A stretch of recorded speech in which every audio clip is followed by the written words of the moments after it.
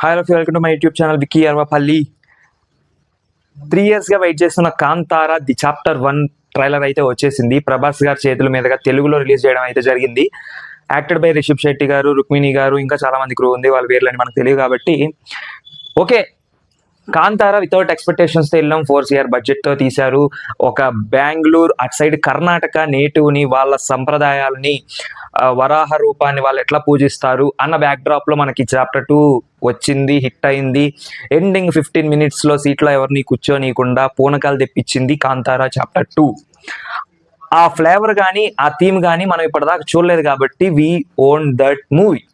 కానీ ఇప్పుడు చాప్టర్ 1 ట్రైలర్కి వస్తే ఎందుకో ఆ ఫ్లేవర్ పోతుంది. ఆ చాప్టర్ 2 ఫ్లేవర్ అయితే ఏదైతే ఉందో కాంతారాది, ఆ వరాహ రూపం, ఆ దేవుడు, అదంతా ఆ ఫ్లేవర్ అసలు ట్రైలర్లో నాకు ఒక 2-3 times తగిలింది తప్ప, అంటే స్టోరీ మొత్తం డీవియేట్ అయిపోయి ఎటో వెళ్ళిపోయి ఒక హిస్టారికల్ రాజుల కాలంలో, అంటే కాంతారా బ్యాక్ స్టోరీ అనుకోవచ్చు. అసలు ఎక్కడి నుంచి వచ్చింది వాళ్ళకి ఆచారం అని చెప్పడానికి కాంతారా చాప్టర్ 1 అనేది తీశారని మనకి స్పష్టంగా అర్థమవుతుంది.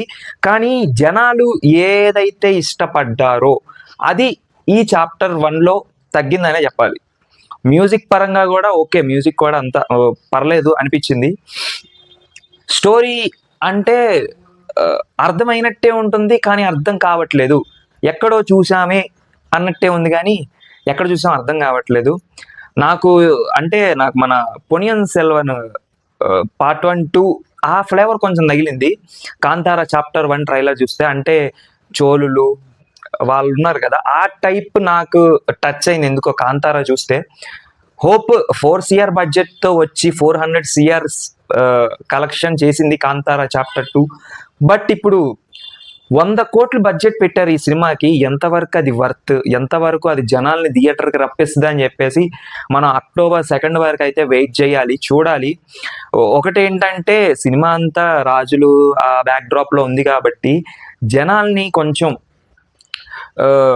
సర్ప్రైజింగ్గా ఫీల్ చేయాలి సీన్స్ అనేవి. ఏదో స్లో నెరేషన్లో వెళ్తే మాత్రం కాంతారా చాప్టర్ 2 ఏదైతే మనం ఎంకరేజ్ చేసామో అలా అయితే ఎంకరేజ్ చెయ్యం అనిపిస్తుంది. అలా ఉంది కొంచెం నాకు 50-50 ఛాన్సెస్లా అనిపిస్తుంది చాప్టర్ 1 కాంతారా.